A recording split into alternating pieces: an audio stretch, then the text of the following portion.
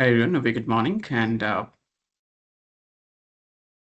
you all to the webinar today. So we'll wait for another 3 to 4 minutes for more participants to join in and we'll get started.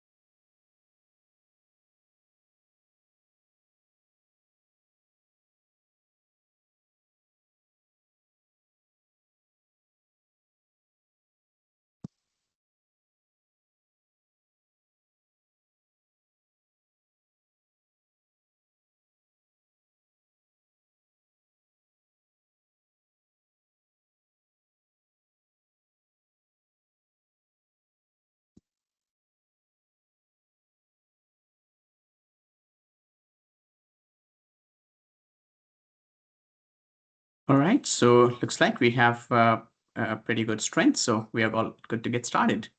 Very good morning and welcome again to the webinar today on CCA-F certification roadmap for enterprise AI professionals.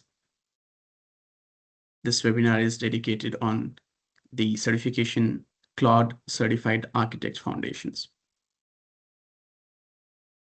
And the whole objective is to cover the criticalities that are needed to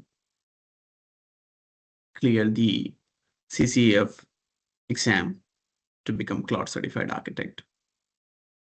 So let's get started with that and get through these 2 hours and look at what we are going to cover, and we'll see how do we recommend professionals who are preparing for CCA-F to be able to gear up on themselves and get ready for this. So here we go, and let's get started. So first, how are the next 2 hours built? What are we going to see today? The first important part is, what is CCA-F? Why does it matter specifically? Why is it so hot and quite demanding in industry today? And what's the ROI that you should expect? Who is it for? Are you the right person to go through CCA-F exam, or you're not? Then we'll talk about the core dimensions it covers, as in what are the core topics that it covers? What's the distribution specifically? We have in past helped more than 100 professionals to clear through CCF exams. So we'll be looking at that piece as well. What is our experience specifically from CCF, and what do we recommend you while preparing for this particular certification exam? And finally, we're going to see a quick playbook around what are some of the work scenarios, distractors specifically, and what do we recommend, and Anthropic recommends as part of the official preparation journey that you should try for. So let's begin it. For that, the first part, who is this session pitched at, right? So this session is designed for specifically if you are in the journey to apply for becoming Claude certified architect. So you fall under each of these 4 profiles, you can say. One is ready. That means you have already worked on developing agentic solutions. You configured Claude Code. You used Claude Code aggressively, exhaustively across many of the projects so far. And I guess there's somebody on unmute mode where. Right. And that's one, right, specifically. Second, close profile, as in you use Claude daily, right? You have also gone through the docs, but haven't built anything, any agentic solutions using Anthropic SDK. So you're very close to it, and possibly this particular session today is going to help you around what to learn, which topics to cover, so that in a week or 2 you can get ready to appear for the exam. Well, it is also designed for people who have not started yet. So if you haven't started yet, you understand strong LLMs quite well, you understand prompting strategies, and you know high level understanding to Anthropic and Claude, and you want to plan for it. So you're ready to give up your next 3 or 4 weeks at least to work on each of the dimensions in domain, and get yourself good at understanding how to ship an agent with tool calling capability, how to use Claude Code, and how to work on agentic loop as well. Well, in case if you're a business user, you do not come from technical background, you are from a business decision making or backend operations of the business unit, this is not the right exam for you, right? As Claude certified architect, CCA-F specifically is for technical professionals, architects and developers. If you're a business user, I would strongly recommend you to go for Claude certified associate foundation. That's a very aligned exam or certification for business users, right, who are into leveraging Claude platform and using concepts like skills, projects, commands built in available within Claude, Claude Design, Claude for Finance, right? So would recommend you to go for either associate level. In case if you come from deep development background or maybe very early stage development background, in such a case as well, Claude certified architect may not be a right fit for you. You may want to go ahead with Claude certified developer. So associate is for business non-technical users, developer is for early stage technical users, and architect is for mid-stage to experienced technical architects, designers, solution architects as well. Right, so that's one part. Now let's get into the first section of the day, understanding why specifically CCA-F matters. Right, so This exam was launched back in March 2026. Anthropic launched first technical certification, and recently in last 1 month, they have launched 3 additional technical certifications. CCA-F, Cloud Certified Architect Foundation, is a scenario-based exam. It broadly validates your understanding and experience with architecting Gen AI and agentic AI solutions. Looking about the exam, it's pretty much scenario-based, where you're given a scenario for production, right? Maybe there's an agentic loop which is not functional, or there's a tool which is not being selected, right? The agent makes a lot of error in tool calling. Given such a scenarios, the objective is to identify the right way of addressing that issue. Right. Foundation here is also referring to the exam where it is not a super advanced one. So there's another version or an extension to this exam, which is professional level, right? And so that's one. And then it doesn't test your knowledge specifically. The exam is not designed for only testing the knowledge. Rather, it also tests, are you the person who can take right decisions at a point where you have a couple of options. So unlike other exams, you won't have situations like, given a question, there are 4 options and 3 are wrong. Rather, you have situation almost all 4 are right, and then which one is the best option or approach to go ahead with. And that makes me personally quite uh, bought in for the exam, specifically because it actually validates your thorough understanding to approach selection when it comes to uh, architecting, designing any agentic solution, right? So that's one. And that, do not get carried away, as in it would be something around prompt engineering or validate. You understand the foundations of prompt engineering, and this is going to be a good thing for you. So prompt engineering is there in the exam. However, it is the on the fourth uh, rank, you can say, in terms of coverage. And that too, within prompt engineering, it gets into a lot more diverse combinations compared to straight away prompt engineering questions. So let's talk more about it, right?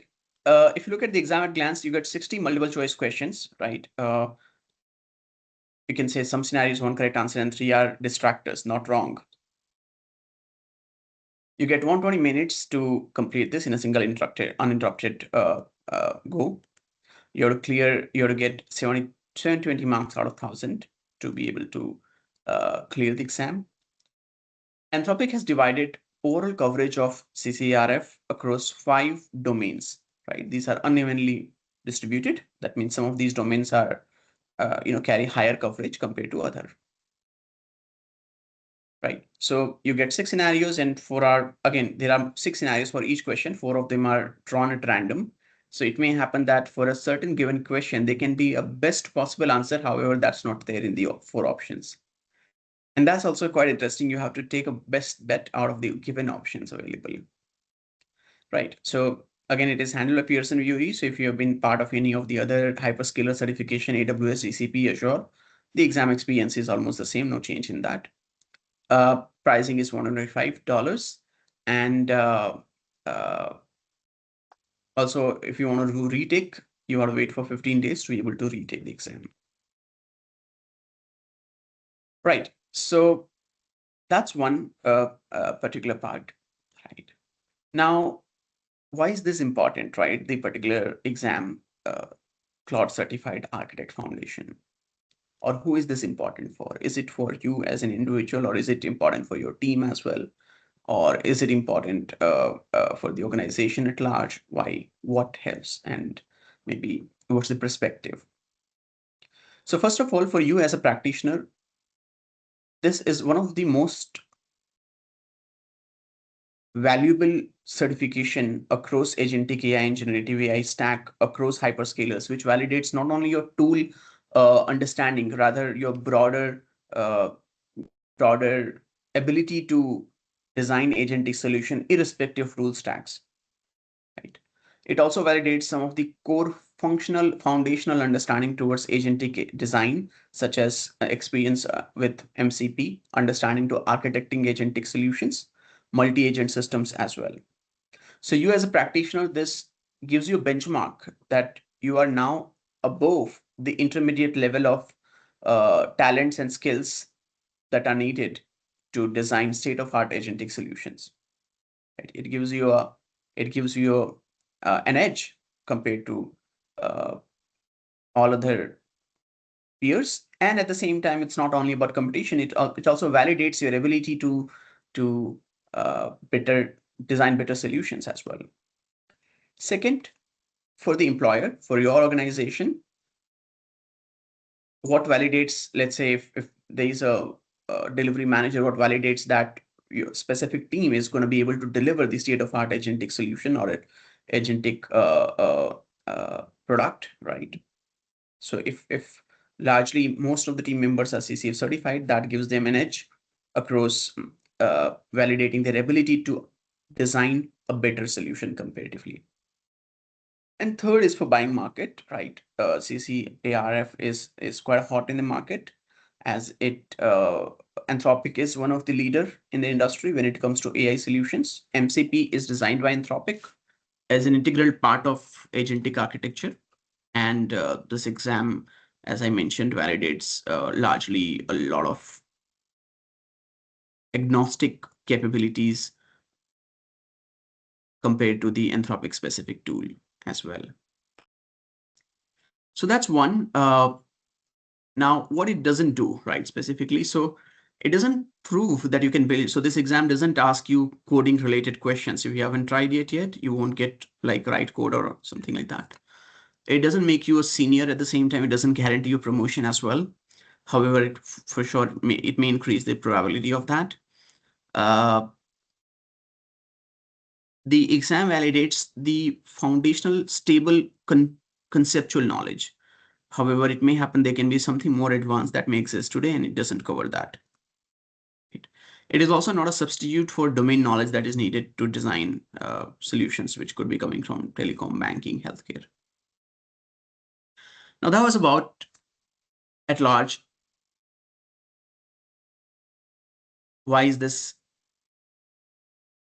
exam CCA-F matters? Why does it matter?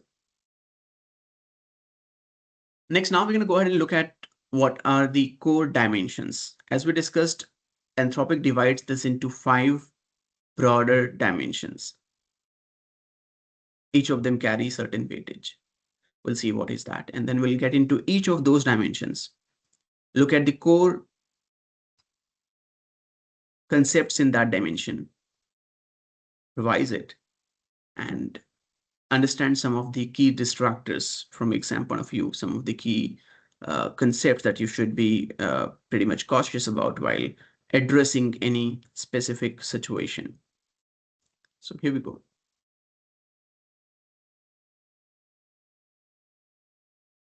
On a broader level, the overall exam covers 2 broader dimensions. One is universal architectural concepts. So the techniques like what is prompt engineering, what is few shot prompting, the concept of MCP, multi-agent system design, how an agent functions, right? These are largely universal architectural concepts. So whether you go with Google ADK or Microsoft Agent Framework or any other SDK, you would experience almost the similar capabilities, right? So if you come from that background, you can say that, it somehow validates your 50% preparations already is there. Context management, right? A lot of these concepts are pretty much universal concepts. So if you're also looking to get yourself certified, this is not only going to help you get good at Anthropic specific mechanics or tools, rather also is going to help you broaden your understanding towards the universal concepts as well. So approx roughly 50% of the exam focuses on, or the topic and coverage of this focuses on the universal concepts, and remaining on Anthropic specific mechanics, where within Anthropic SDK, which vocabularies are used, right? What is tool use, tool result? What are the specific keywords when the agentic loop stops versus what are the specific built-in tools within Anthropic SDK. Claude Code Architecture, Claude.md, Skills.md, which is again Anthropic specific ecosystem. And some of the models at Anthropic, some concepts and models such as Claude, Haiku, Sonnet, Opus, Fable, concepts of batch API versus streaming API. These are some of the Anthropic specific mechanics, which is also validated as part of the exam. So these are the two broader dimensions. Again, so we'll skip this piece for now, right?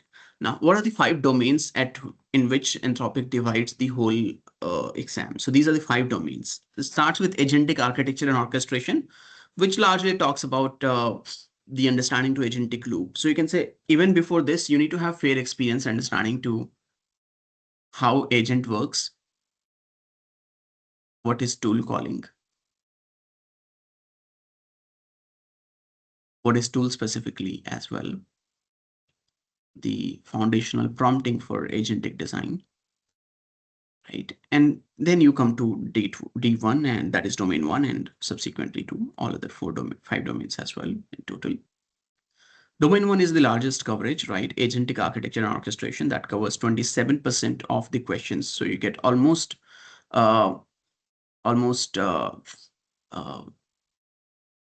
15 to 18 questions coming from agentic architecture and orchestration. And this is one of the very foundational domain as well. So if you understand this quite well, that will make it quite easy to go through the domain 2 specifically. Domain 2 depends heavily on domain 1, and which is tool design and MCP, and then for domain 5 as well. So first is for sure agentic architecture and orchestration. Next, domain 2 is tool design, which has 18% of coverage, right? Which talks about tools in agents. How do we create a custom tool? How do we work with MCP client, MCP server? How do we associate multiple tools and then integrate MCP server with the agent? Domain 3 is completely different module, independent of 1 and 2. However, some basic concepts are used because this is heavily on developer productivity with Claude Code, right? So you need to understand what is Claude Code, how does that work, how to work with Claude.md, Skill.md, what are hooks, how to create hooks, difference between these as well. Domain 4 thereafter, and domain 3 has 20% of coverage, right? You don't have to write code here. You have to understand how Claude Code functions. Then domain 4 is on prompt engineering, one of the easiest concept, right? And covers 20%. And at last, the most important one to be able to become a good architect, right? When it comes to designing agentic solutions is context management and reliability. And one of the key strength of an agentic AI architect, I would say today in the industry, is to understand how to build resilient, robust, and reliable solutions, which is what domain 5 focuses on, having 15% coverage. Right. So we'll go through each of these domains, understand the core concepts of these, understand the distractors, the questions that are asked quite often, the approach that is used in the exam, so that you can get ready with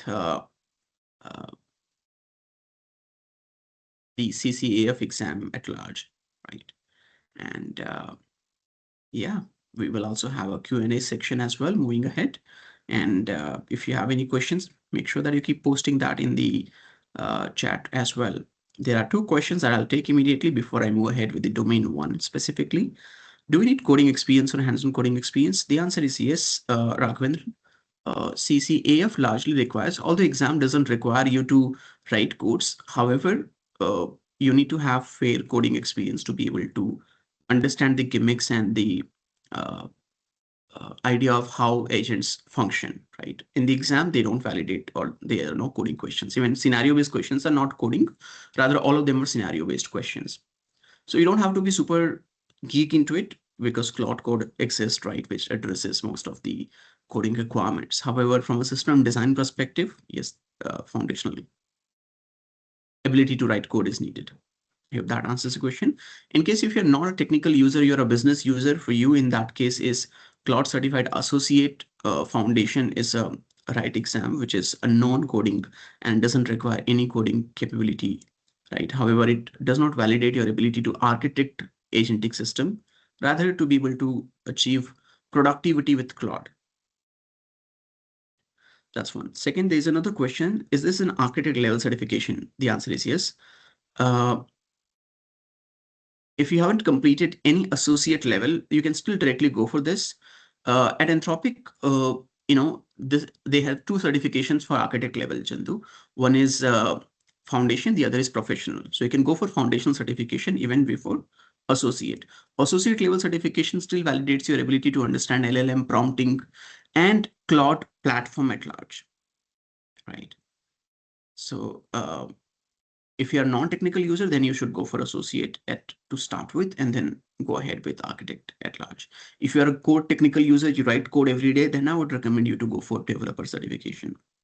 We are planning to have one more session for associate level as well in coming weeks. You can stay tuned on our for our emails or maybe social media as well. That should help you get notifications about that.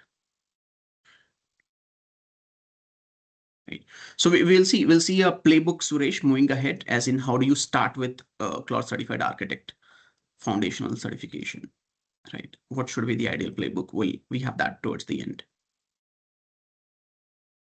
Right. So yeah, we do that for business users as well, Manish, right? As I mentioned, we are planning one more similar for associate as well, which is could be in the next coming weeks. All right. So let's get back to here, everyone. Now we'll go through each of the domain and understand each of these in detail. Here we go and get started.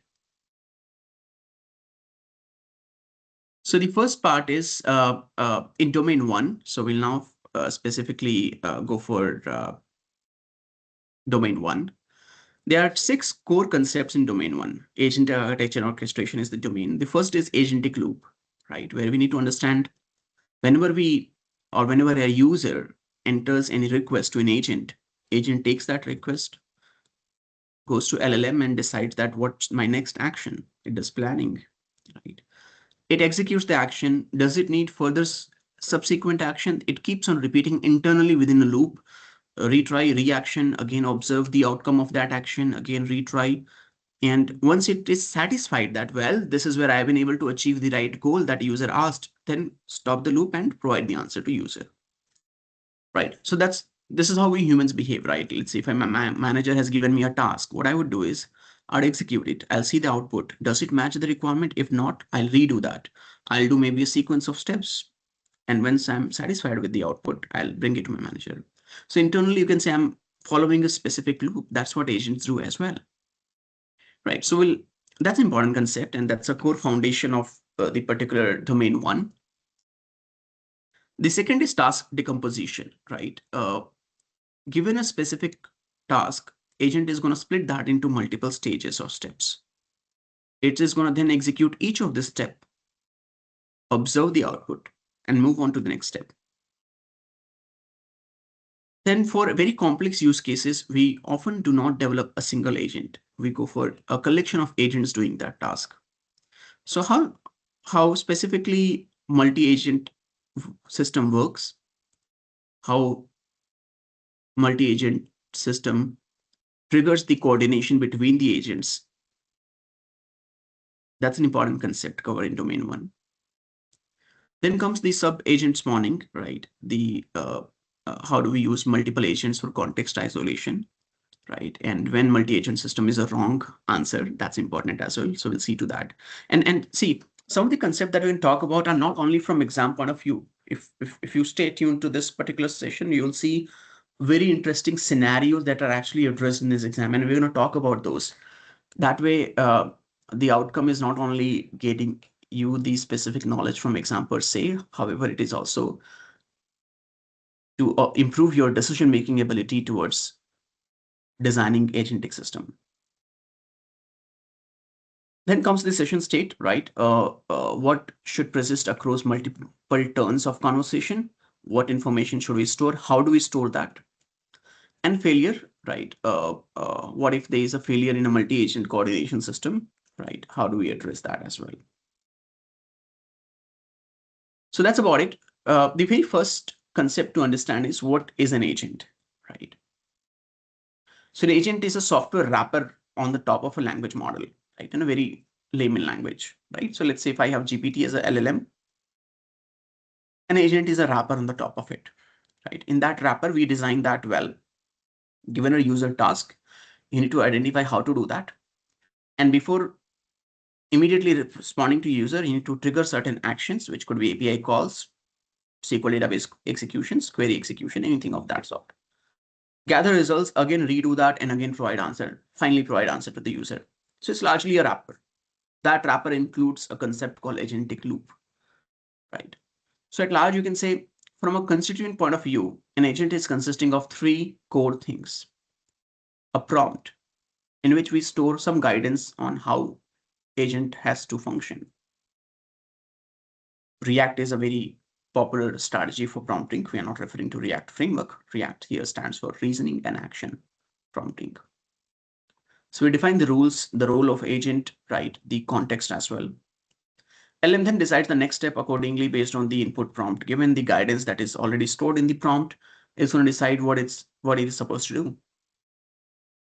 It also depends on what tools have integrated, right, to the agent. So it has a library of tools based on which it can decide an action, execute that action, and accordingly perform the operations to get the final outcome to the user. And this loop keeps repeating, right? So it always keeps observing the results. Have I done a right job? If yes, then let's do next step. If not, then repeat the current step.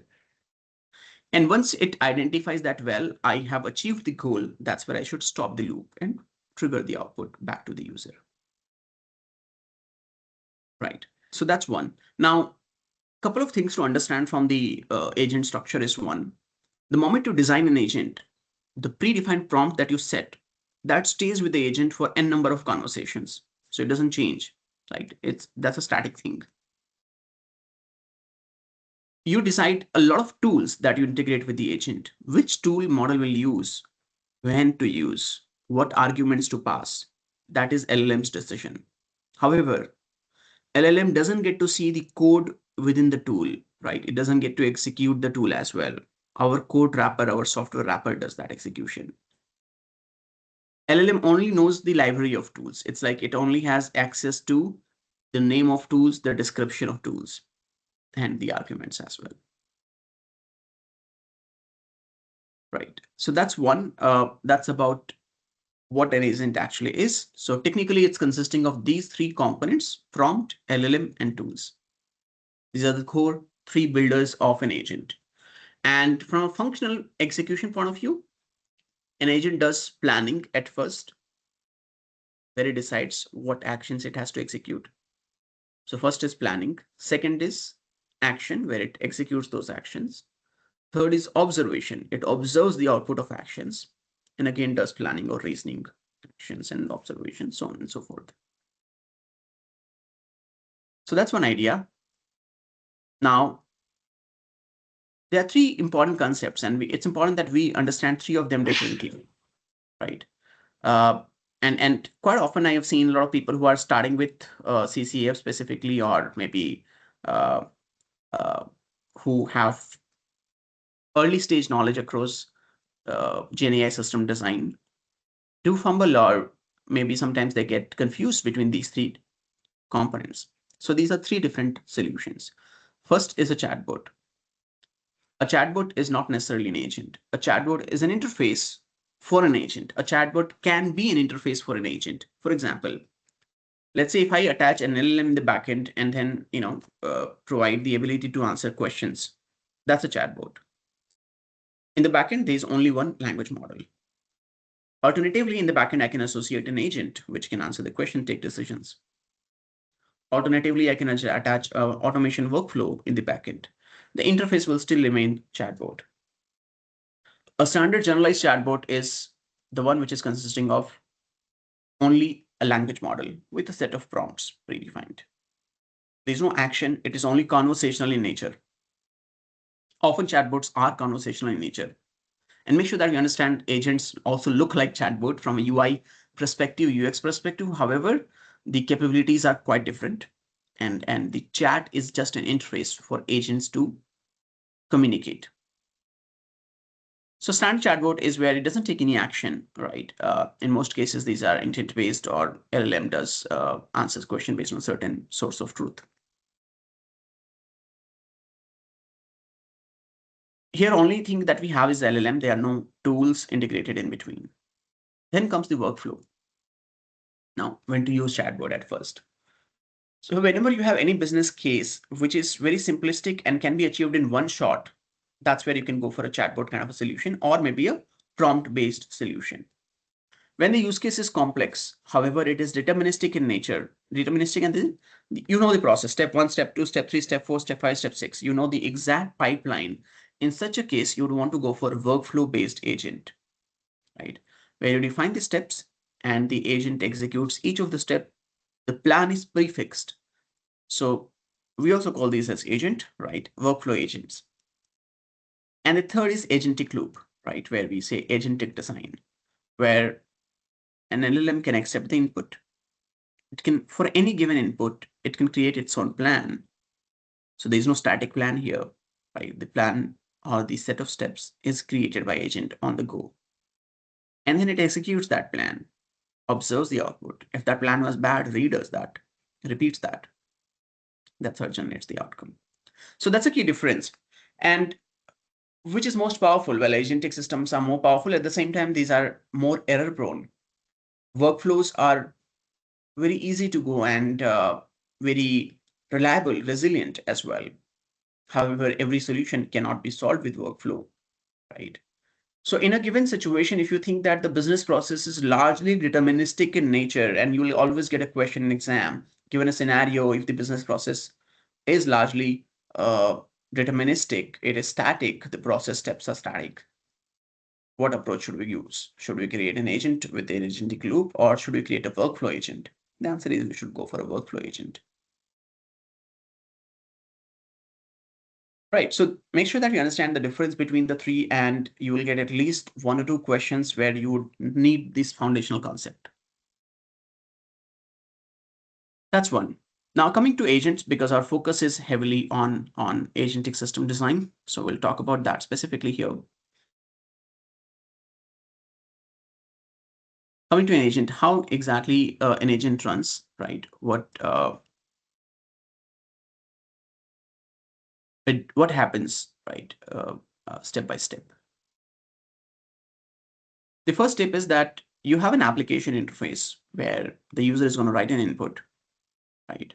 Or you have an application where the user asks a question, and that gets combined with the system prompt, gets combined with the history of chat, gets combined with the tool definitions as well. So what goes to an agent is not only what prompt that we write, it also consists of the system prompts, the history of conversation, which keeps varying, and tool definitions. System prompt and tool definitions are often static throughout, and history is something that keeps repeating. Now that goes to Claude, where Claude models, which could be Haiku, Sonnet, or Fable, or Opus, where it decides, do I need to make a tool call? If not, let's answer the question. If yes, let's trigger the tool. Right. So we call that stage as stop reasons. So the Anthropic SDK, the Anthropic LLM Claude models define stop reason. If the stop reason is tool use, that means I stopped processing more content just because we have to use a tool. That's where our software wrapper is going to go ahead and execute the tool, right? And extract the output of the tool. And the result is again appended back to the history and then fed again to the Claude. So this piece is referred as agentic loop. So the moment Claude model decides to make use of a tool call, it executes the tool, results are appended and back. It keeps repeating the process. Unless at a certain stage it says that, well, I have executed all the tools that are needed and there's no more needed. We have achieved the answer that is needed. So we'll stop. And this would generate the user response. Couple of things to understand here is all the LLMs are, irrespective of LLM provided by anyone, are by default stateless in nature. So if you make multiple calls to Claude model, subsequent calls not remember what questions did we ask. Right. So the idea of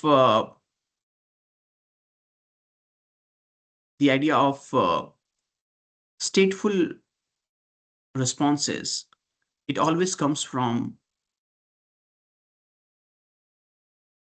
the engineering wrapper built on the top of language models. So when you use Claude or ChatGPT or Microsoft Copilot, there is a LLM in the back, and then on the top of LLM, there is an engineering wrapper built.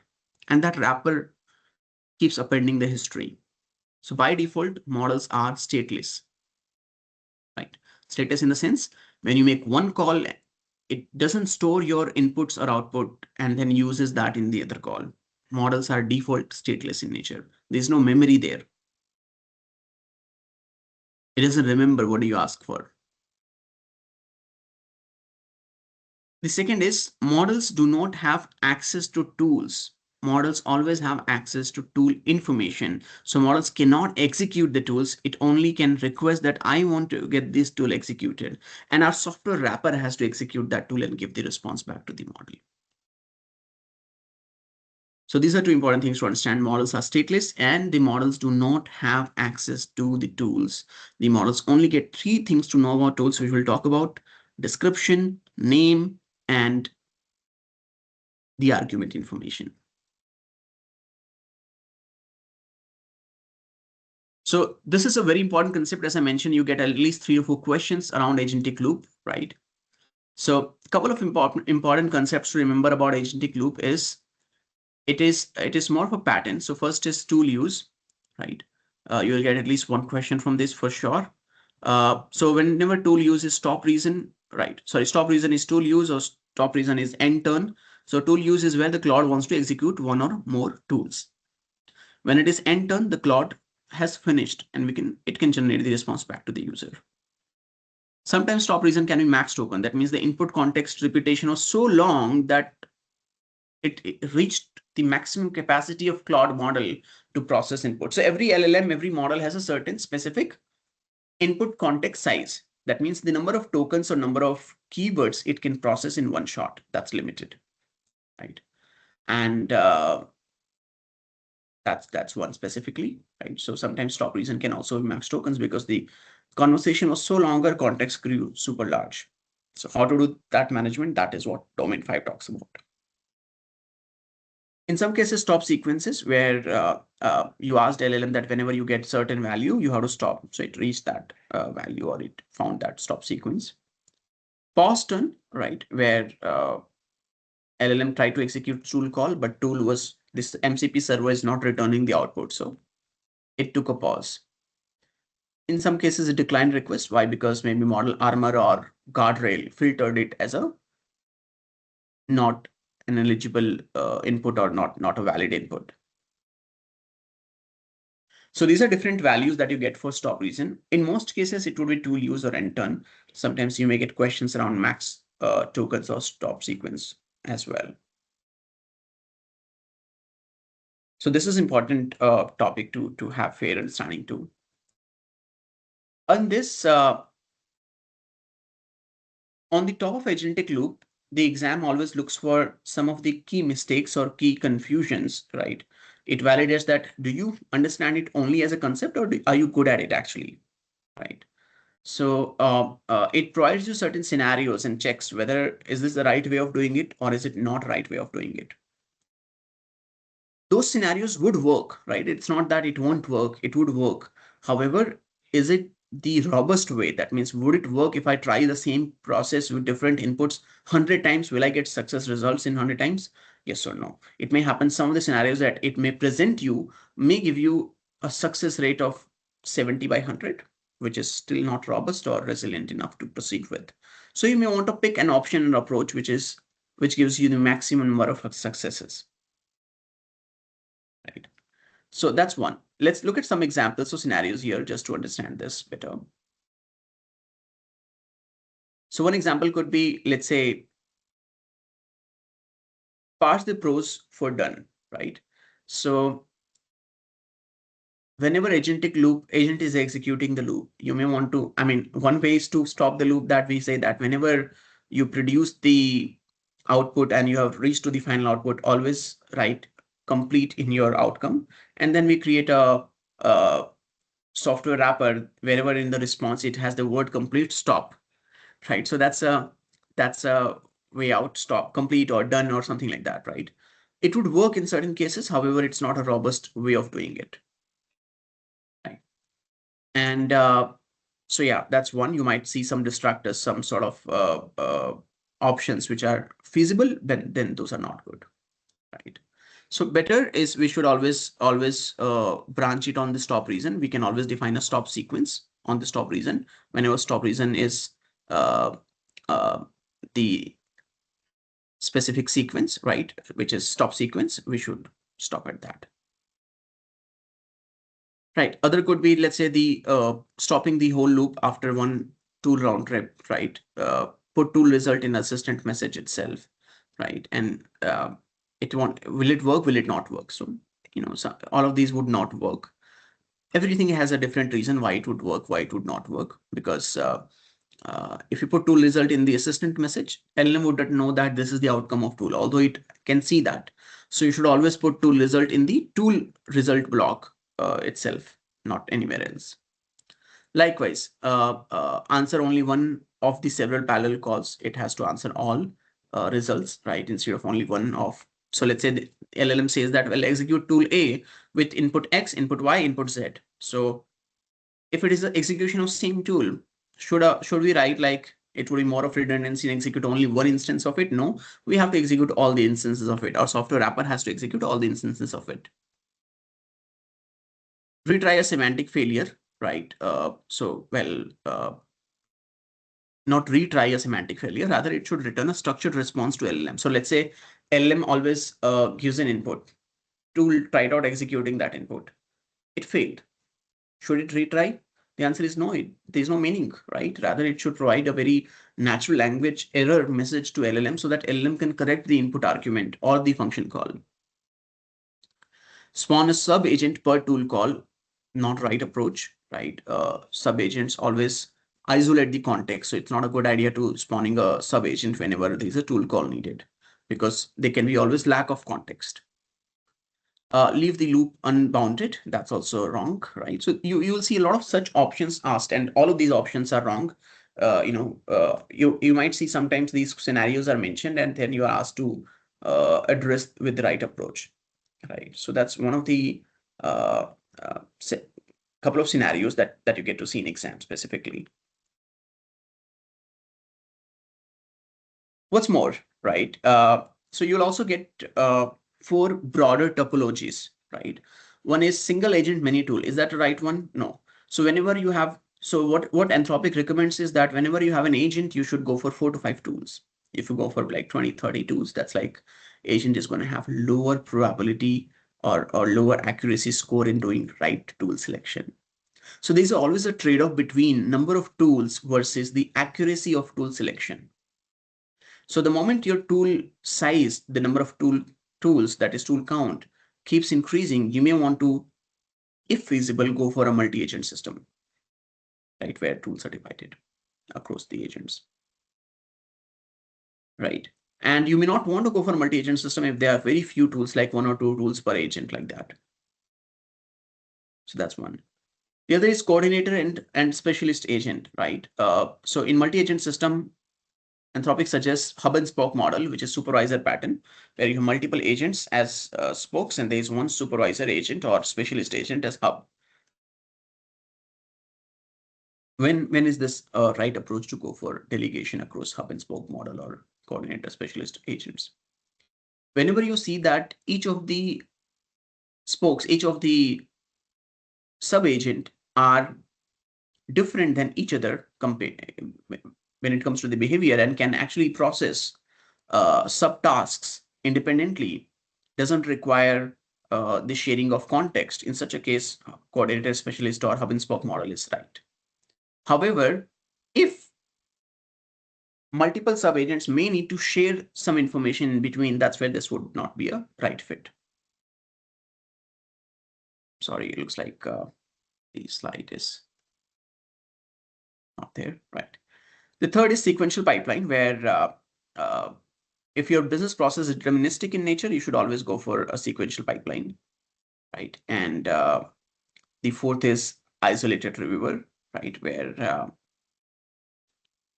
should we go for a fresh instance to review the overall outcome, or should we not, right? So when you need, when latency is less of a concern and accuracy of the agent is very critical, like let's say you are working for a healthcare use case. In HLS domain, you have to build an agent which cannot be incorrect, and you want to ensure that even it takes more time, agent has to be correct. So you may want to add an isolated reviewer there, right? And this would be an expensive, and latency point of view, it would be a slow option to go ahead with. Right, so that's one piece specifically. The another question is when multi-agent system is wrong answer. Now this is very important scenario, everyone, and I kind of experienced that you get at least 2 to 3 questions on this particular segment when not to go for multi-agent. So first is when you're chasing latency, right? So you are given a scenario that there is a use case which requires very low latency. You need to have very fast solution. If you go for multi-agent system, in such a case, every agent execution will add more to latency. So multi-agent system is not a right approach when you're chasing latency, right? So that's one. If you're hitting rate limits, right, should you go for multi-agent systems? Well, if you're hitting rate limits, if you go for multi-agent systems, every agent will make multiple calls. So the moment you shift from single agent to multi-agent, number of LLM calls will increase. And if your use case in single agent system itself is hitting the rate limits, this is not a right approach. Or else you already have implemented a multi-agent system and you're hitting the rate limits, what to do? Switch back to a single agent system. Sometimes there are certain options to address the rate limits, such as batching, right? Let's say if latency is not a concern, go for a batch mode of request. Caching, what you can do is you can store some of the information across cache data as well, such as static tool definition, static system prompts as well. When subtasks have to share the state, for example, let's say agent 1, sub-agent 1, sub-agent 2, sub-agent 3. In between execution, they need to share information with each other. In such a case also, multi-agent system is not a right way. That's one, right, specifically. Now, let's say you have a complex use case in which multiple subagents are good at what it does. However, when it combines results, it doesn't attach to a similar direction. And that's where the quality is going bad. So if you want much better quality of outputs, single agent systems could be a good job in such a case. Right. When context is not so large, right, it is very, mildly large. In such a case also, you don't need multi-agent. It is more like delivering a pizza using a truck, right? So for pizza delivery, what's better is to use bike. Like a similar way, multi-agent system it would work, but it's so expensive approach when you have a mild size of context. And when there's a system where, you have multi-agent systems, the challenge is that nobody owns the failure. For example, for sub-agent, it may happen that coordinator did not provide sufficient context, and or maybe another sub-agent didn't do the right job, right? In such a case, it fails quite often.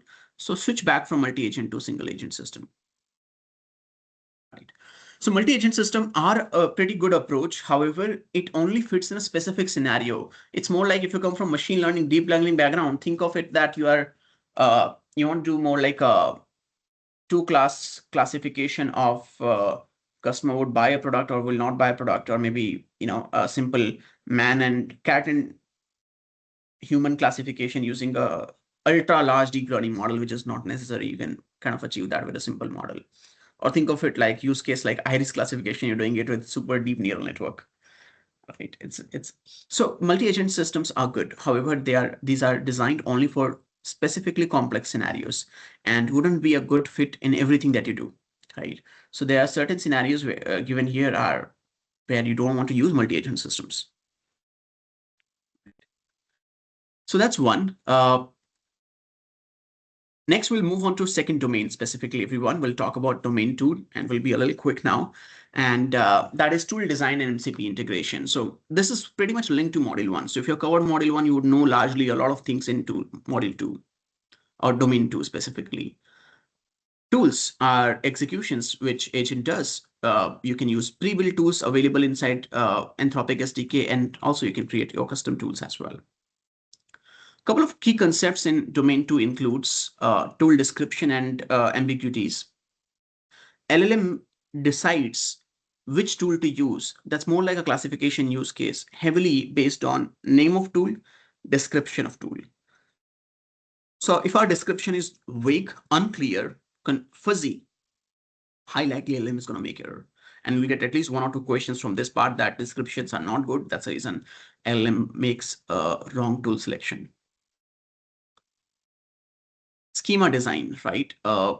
Where how do you configure the input arguments of the tool? How do you define those input arguments to LLM? Should you go for enum approach, right? Should you go for predefined identity schema, right? What are the right options for a given scenario? Structured error responses. How do we make sure that if tool call fails, the LLM retries it with the right input? That heavily depends on, is it our tool effectively designed in a way that it returns natural language error description so that LLM understands why is this error specifically, so that LLM can retry that and get the tool call sorted. Instead of returning the overall error, it reduces the error or addresses the challenges. Tool distribution. How many tools across the specific agents, which agent has to get which set of tools. And then MCP primitives, foundations of MCPs. MCPs can host not only tools, can host resources and prompts as well.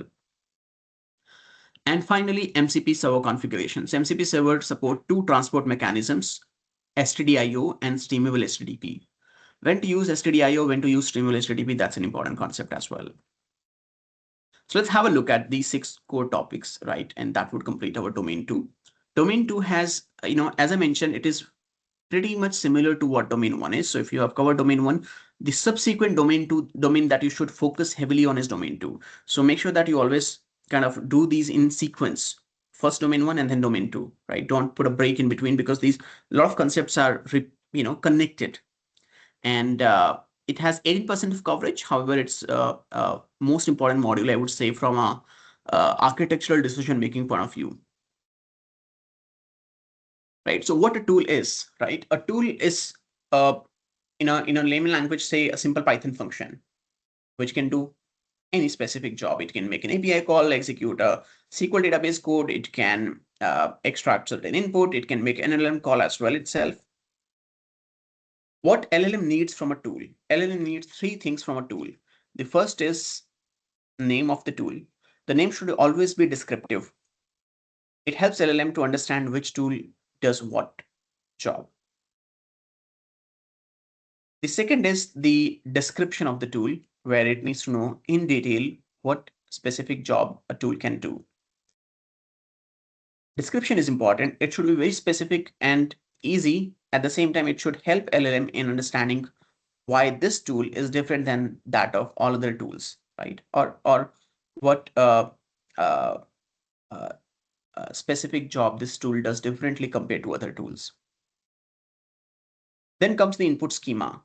What is the input schema of the tool? Which input arguments it accepts? What are the data types of those arguments, right? Which can be a JSON schema describing the tool's input. So an LLM sees only these 3 information from a tool perspective. It has no access to the code base of the tool, execution of the tool, API keys or credentials, database credentials, nothing of that sort. It only sees this. And then based on this 3 information, it identifies which tool to use, where it uses point 1 and point 2, name and description. And when it identifies that tool to use, it extracts from the input and history data what arguments to pass, which is point 3. And then it provides that, well, can you call tool F1 and pass these arguments to it and give me the output. That's what LLM says. So that's one idea, right? Now, whenever we create an agent and we feed input, every time we feed input to agent, with that input prompt, the tool definitions also always travel to the agent, right?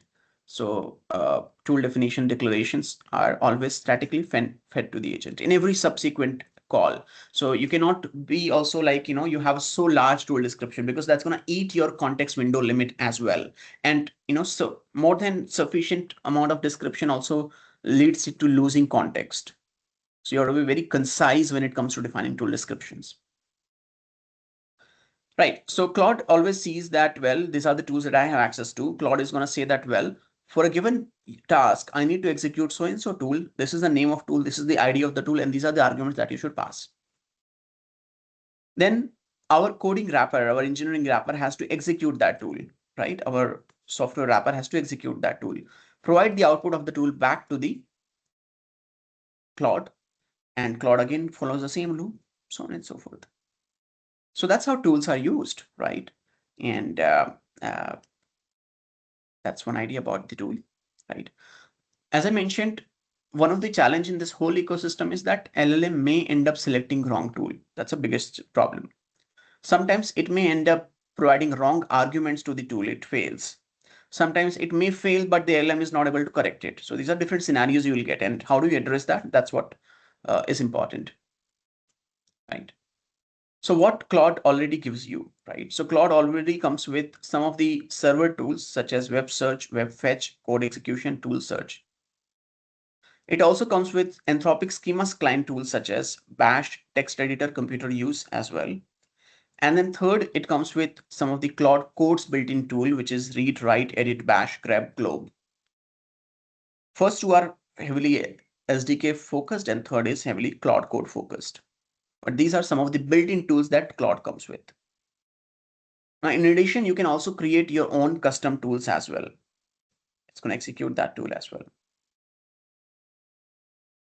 So for first is the server tool, right, which you get on the server side. The second and third are pretty much client tools, right? And second is pretty much client tool, and third is heavily on Claude Code, as I mentioned. So if you look at who executes, so whether it is server tool or client tool, the tool definitions go along with the input request. In case of built-in tools, it stays there only. So that way it actually saves a lot of input. So it is a very good idea. And it should be a strong preference that you use Anthropic's built-in tool instead of creating custom tools. Why?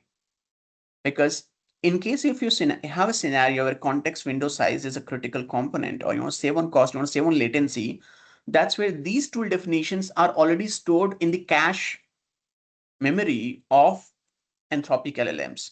So whenever you write a request, your prompt travels from your server to Anthropic server. It doesn't have to carry those tool definitions because those are Claude's built-in tool. So the more you rely on external tools, the more you rely on Anthropic's built-in tool, it will save on the cost and the latency piece, right? Also in the context window piece as well. So that's one. Server tools, you send the request, Claude calls those tools, executes those tools, and gives you the results back to you, right? We don't have to write the execution palette or wrapper of those. Anthropic does that execution because those are in the Anthropic system. The only challenge or roadblock here is the data sensitivity, because you may not want your data to be used and executed by Anthropic, right? If that is the concern, you may not want to use Anthropic's built-in tool. Right. For client tools, you send the request. Claude simply tells you that, well, these are the tools I want you to execute. Your code executes that, and you send back request to the Claude again. So that's what about tool, key concepts of tool, right? Now, when you have so many tools, it is not a good idea to manage yourself. That's where you would want to use a server, and possibly, one of the best way of doing that, which released by Anthropic, is model context protocol. So it's an open standard protocol to integrate large number of tools on demand basis, need basis with LLM. In this case, the tool code doesn't stay with the agent code, right? It stays differently. And whether it stays in the same environment or not, that depends on the transport mechanism that you pick. A most popular transport mechanism is Streamable HTTP, where MCP is hosted remotely and agents are hosted separately like that. And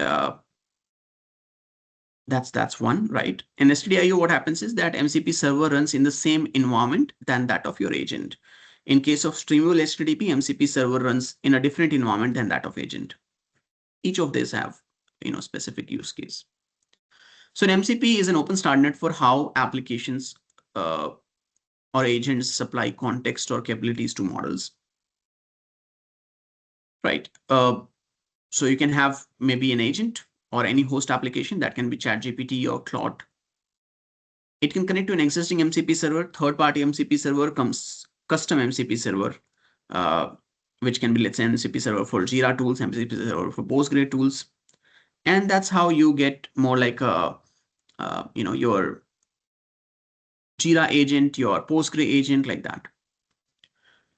So you can also create your own custom MCP server. You can make use of an existing built-in MCP server designed by the OEM, such as Jira or GitHub or Postgre or Microsoft, right? Any of these. And the use of MCP actually standardizes the accessibility to the specific capabilities of the platform to the agent. For example, let's say use of MCP, GitHub MCP facilitates the accessibility to GitHub components such as raising a pull request, validating a pull request, analyzing a pull request, merge, right? Running a GitHub action loop, all of that capabilities to an agent, right? That's one. Second, you can, if you have certain tools which are to be used on multiple agents, you don't have to add the code base of tool with all of the agents separately. That makes the overall maintenance and management of the tool ecosystem quite difficult. So if you host these tools remotely, that makes it easy. You maintain the code base of tools only at one place. Also, you'll be able to provide RBAC control to the agents, which agent has access to which tools at what level. You can manage that as well. By just cutting off one protocol MCP, you can make your agents tool-less, action-less. So that also gives you a lot of control over what agents can do, right? And when to stop agents. It's just one MCP server you stop, agents will be helpless, right?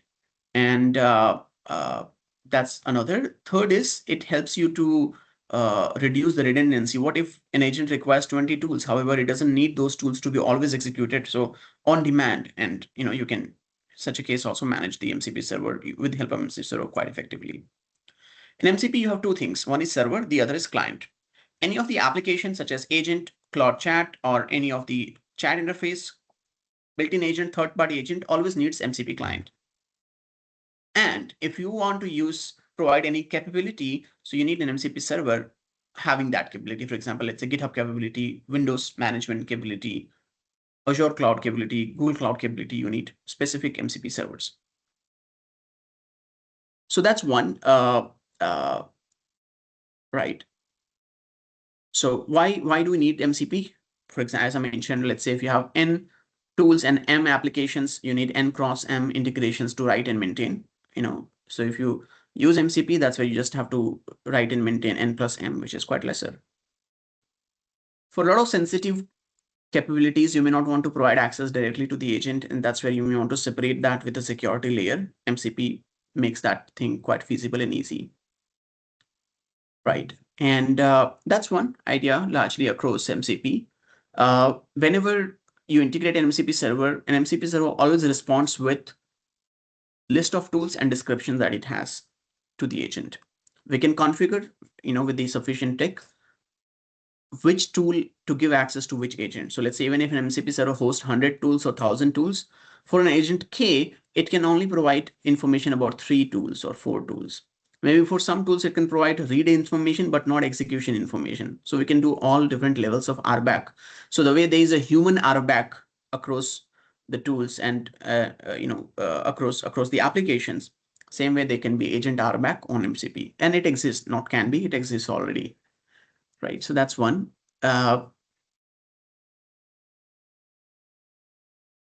Next is, how do we ensure that an agent makes a tool call correctly, right?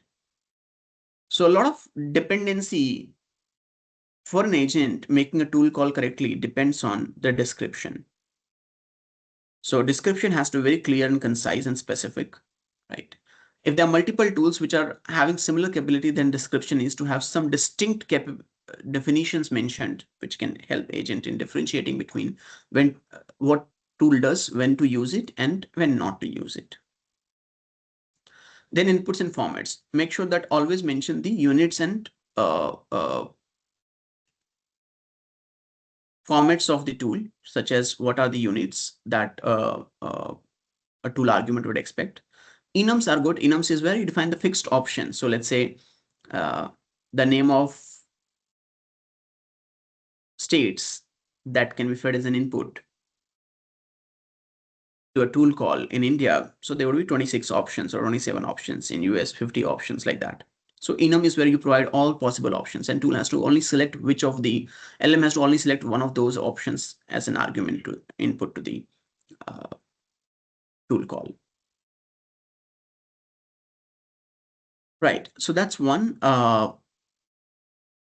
idea about tool calls. So tool call correction heavily depends on how effectively you define your descriptions. It should carry information about what the tool does, when to use that tool, when not to use that tool, how it differs compared to all other tools as well, which input arguments your tool expects, and when if you call too much, or maybe if you call with incorrect output, what errors you can expect out of it.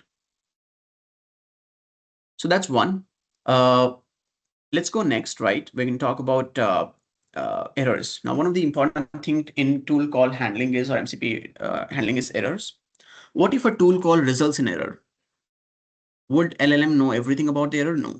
So it is important that when you design a tool, when you write code base of the tool, you do sufficient error handling so that the tool execution results, even if there is an error, it results error in natural language way. For example, let's say the argument was wrong, right? So instead of returning an error of invalid input, it should say that the argument should always expect the lowercase and this has uppercase, more like a detailed one, descriptive one.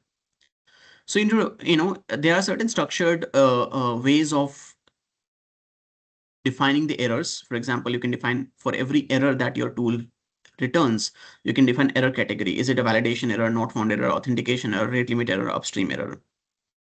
Then about the error, is it error retriable? So should LLM retry with some changes in input, or is it not retriable? For example, let's say rate limit is not a retriable error immediately. After a while it is. Authentication error is not retriable error.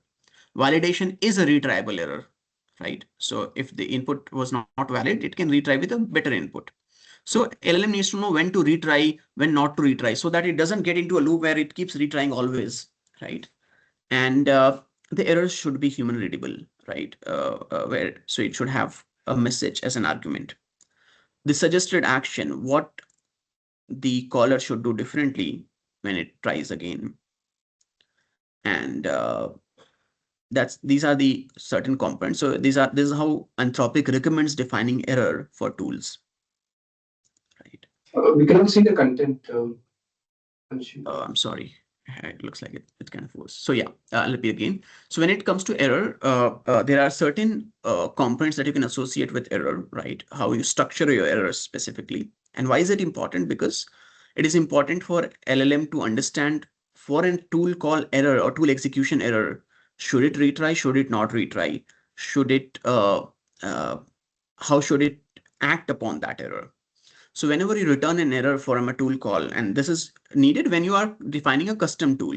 So whenever you're designing a custom tool, you need to ensure that you make all the validations, that is exception handling, error handling.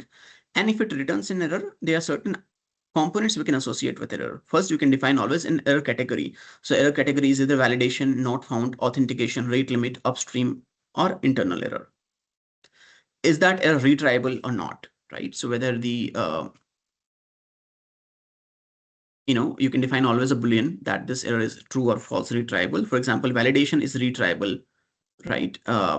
Maybe authentication is not retriable because it cannot fabricate authentication. You don't want it to fabricate that, right? and it could be retriable after a while, maybe. A human readable message, which helps LLM understand what it can do about that error specifically. If there's some other suggested action, maybe execute another tool or restart, reset, maybe that as well. So these all helps in ensuring that LLM retries with error handling only when it is important, critical, or helpful, and it doesn't get into a loop where it keeps retrying indefinitely. Right. So that's one. And some, by default, a lot of times, if you don't define the error categories or error schema, it may happen LLM may receive Python specific errors, which are Python, keywords for error, where it may not effectively understand how to address those errors specifically, at least in context to the use case that it is working on. And that's where structured human readable messages are very important here. So that's one. A simple math is a failure model cannot see is a failure model. It will keep retrying indefinitely sometimes, or sometimes retrying in a wrong direction, and that may lead to higher latency, you can say unreliable results as well. So that's one. Three important primitives to understand this. The first is, or three important primitives on MCP specifically. These are three components on MCP. So MCP is not only designed for tools, it's designed for three broader categories. One is tools, for sure.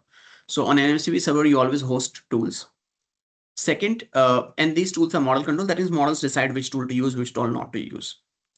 Then you store resources. Resources are like files, recordings, documents, right? These are mostly app-based, or depending on which app needs what resources. And third is prompt. On an MCP server, we also store prompt, which are often user-initiated or user-managed. MCP has two transport mechanisms.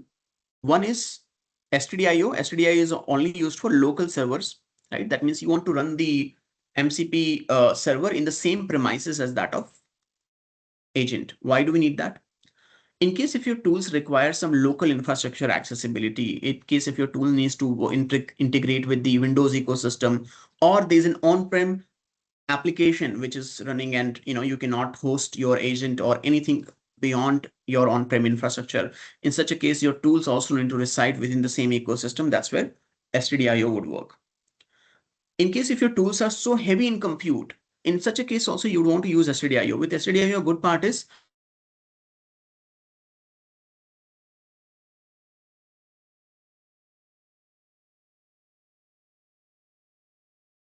whenever you sorry, it looks like I got disconnected. I hope I'm audible back. And yeah, so let me repeat the last piece. So we're looking at the two transport mechanisms. One is one is STDIO, and the other is streamable HTTP. So STDIO is used. I hope I'm audible now. Yes, You are audible. Thank you for confirming. So STDIO is used when there are a couple of scenarios where you use it. One, you're working on an agent which requires tools that needs to integrate with your local resources. In such a case, your tool needs to stay in the same environment as that of agent. And that's where you would need STDIO. So in STDIO, MCP server sits with the agent in the same compute environment, right? When the agent stops, MCP server stops. When agent starts, MCP server starts. This also makes it economical. What if MCP server has to host certain tools which are so heavy in compute, and the requirement is only limited to one or two agents? In such a case, you would not want to go for streamable HTTP. You would want to go for STDIO only. Streamable HTTP is good only when you have so many tools accessed by so many agents. There is a lot of concurrency in tool utilization, and you have hundreds of agents to share tools. That's where a good idea is to use streamable HTTP. However, you cannot use streamable HTTP if the tool execution requires local resource integration or interactions.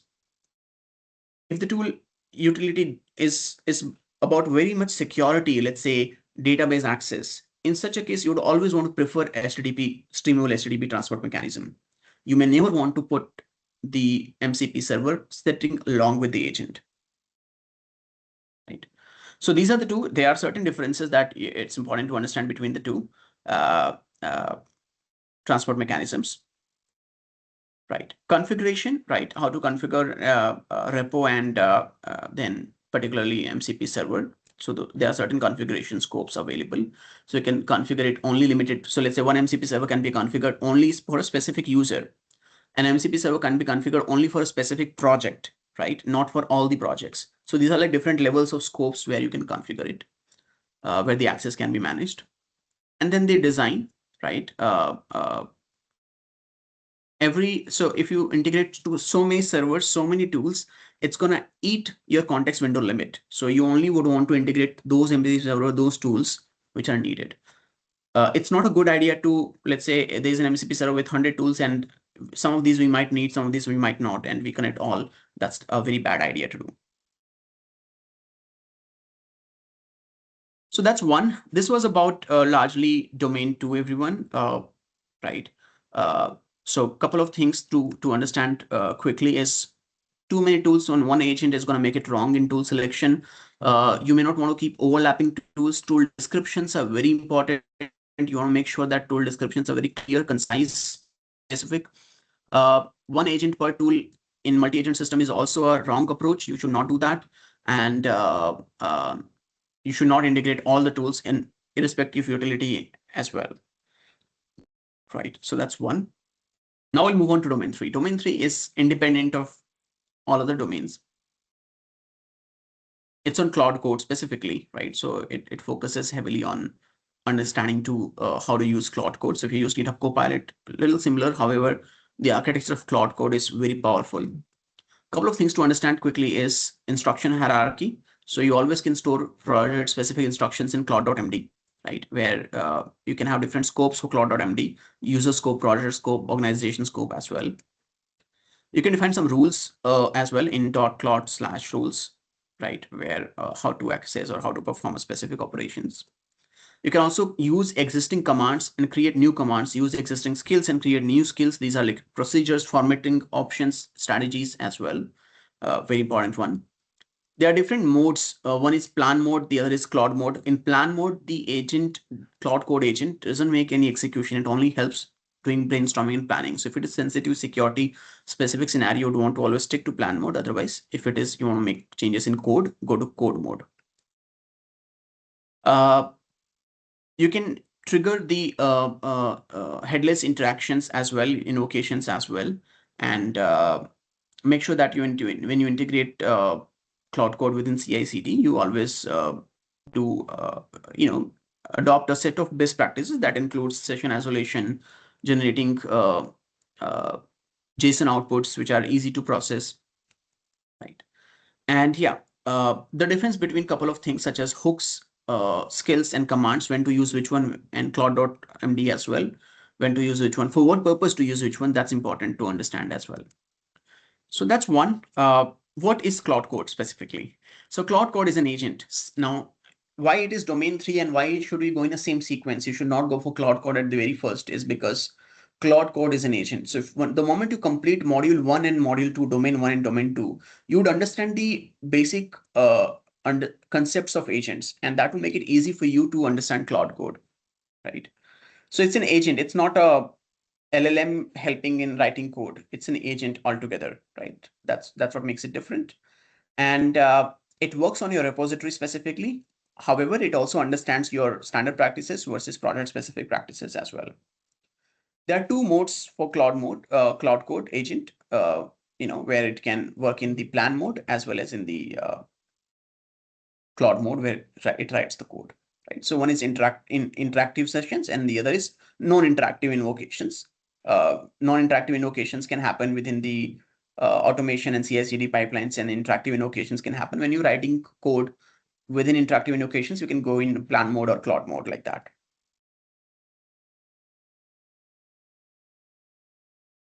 There are 4 things that you need to configure, right? The first is what Claude Code agent knows about you or your project. So that information can be placed in Claude.md and Claude rules. what it can do, right? What actions it can do. So in such a case, we can always configure allowed tools, hooks, which are always attached as fixed executions, and permissions. What procedures and process it has to follow, that's where Claude skills.md and slash commands come in picture, which we can use. And then what it connects to for external capabilities, such as GitHub capabilities and testing capabilities, that's where MCP server falls in. So whenever any session of Claude Code Agent you use, it connects to all these 4 dimensions, right? It gathers information from Claude.md, Claude rules, to understand what, to get the background of the use case and project specifically, right? So whenever it is about the project structure, architecture, design, you should always store that in Claude.md, right? Then hooks, right? If there are certain, let's say whenever code writing is done, there are certain specific checks. For example, readability improvement, linting, you would want to store those procedures into hooks. If there is a certain specific process to be followed, which is testing the database reliability, right? Writing specific test or writing specific checks, you can store those checks into commands or slash skills. And to access tools, you can always connect MCP server. So that's one. This ecosystem is very critical. A lot of questions you'll get it from understanding two difference between skills versus slash commands versus hooks, when to use hooks versus skills versus Claude or MT, right? You will get at least 3 to 4 questions from this particular space, right? So some of the instruction hierarchy and the scoping, this is important, right? So first is there are different layers to instruction hierarchy. One is enterprise layer, where the overall instruction applies to all the systems and all the Claude Code configuration across the organization, right?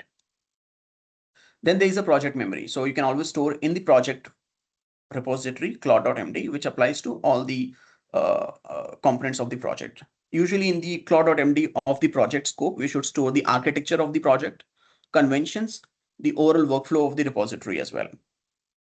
Now, in a project, there can be one developer, one tester, there can be architect, there can be different people who play different role. So every user may have their own set of way of doing it. So user directory is another, where we store in .claude, claude.md, which understands the user specific responsibilities and preferences for that project. How are they going to contribute? And then you can also have Claude.md in every subdirectory. So let's say a larger project may have a lot of sub modules. Every module may have its own way of architecture, its own structure.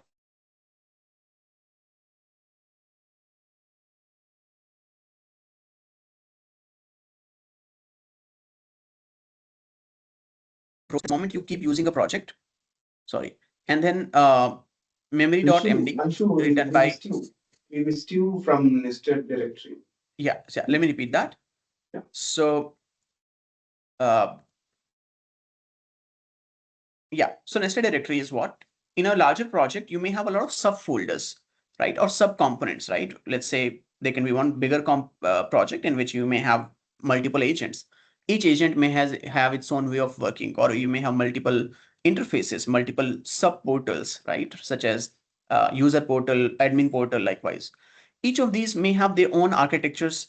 Each of these may have its own set of procedures. Information to that you may want to store in claude.md within a subdirectory. So you can have one project focused main claude.md, and then within that project repository, you may have multiple folders. Each folder can also have its own claude.md, which applies to those instructions, applies to the scripts within that folder, right? And then user specific user.claude.md as well. Finally, the memory.md. Now, this is not managed by us. This is managed by Claude. So the moment you work on a project, right, based on the instructions that you provide on the go, the errors that it discovers, it also writes some guidelines and instructions which it observes by the users of that project in the memory.md, which it keeps updating. Right. So that's one. These are some of the instruction hierarchy, right? And in terms of quick idea as in which one to use in what situation. So why it is important. Now you get a lot of questions across these 5, and this is very important, everyone. So this slide covers 2-3 questions at least. So Claude.md is used by Claude Code Agent whenever it needs to get guidance across the project, right? Or across the subdirectory or across the user directory. It goes to rules.md when it needs a guidance about specific file, specific script, right? That's where it loads that rules.md as well.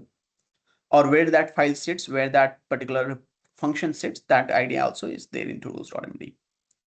Then skills.md, which is where Claude skills, whenever you have a multi-step procedure, which is quite repeatable across, so let's say authentication process, validation process, right? You may want to kind of put that into skills.md.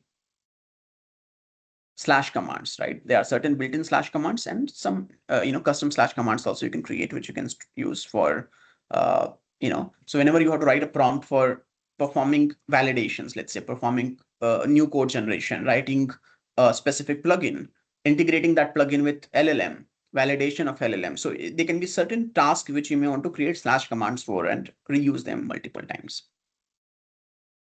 Hooks.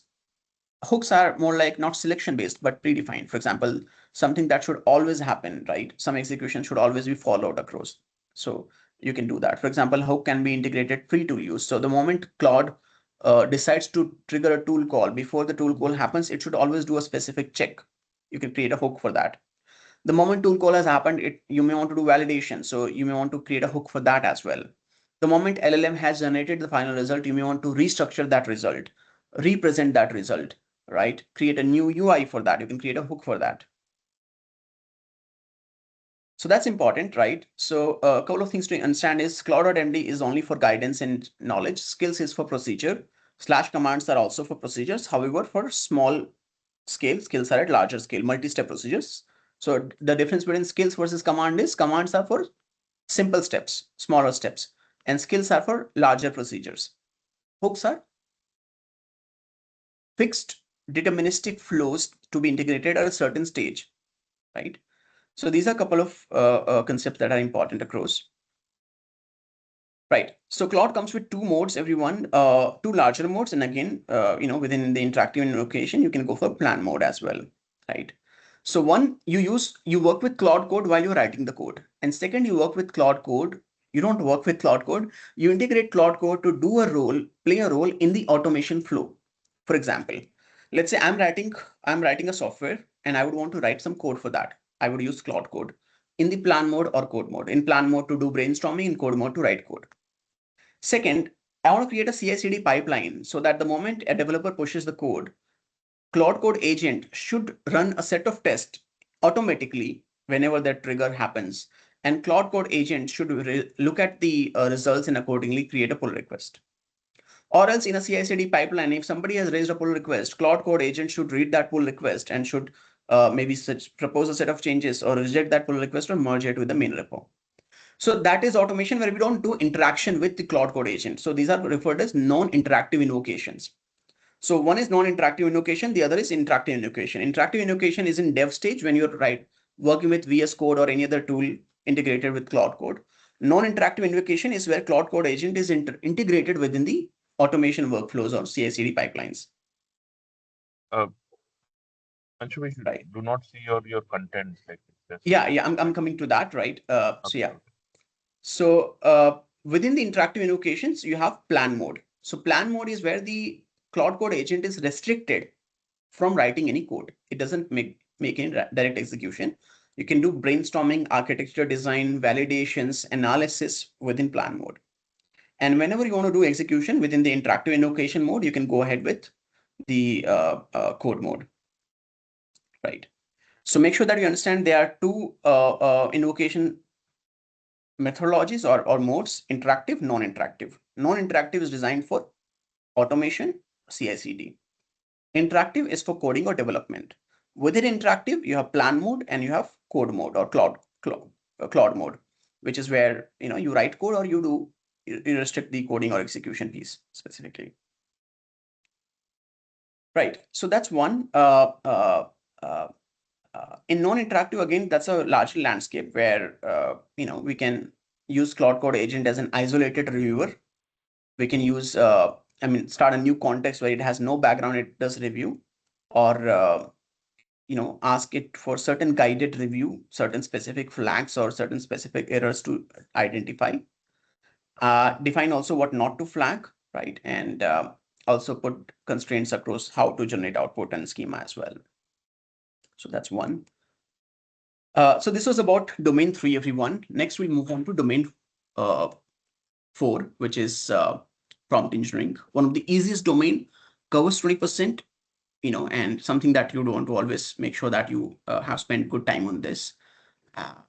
Prompt is something that we all are aware of, so that makes it easy. 6 important concepts here as well. So one is how to write effective prompt and prompting strategies specifically, and making sure that you be very explicit in the prompt instead of being fuzzy or generalized. For example, we should not say create a better solution. There's no definition of what is better solution, or go through the code and identify the errors.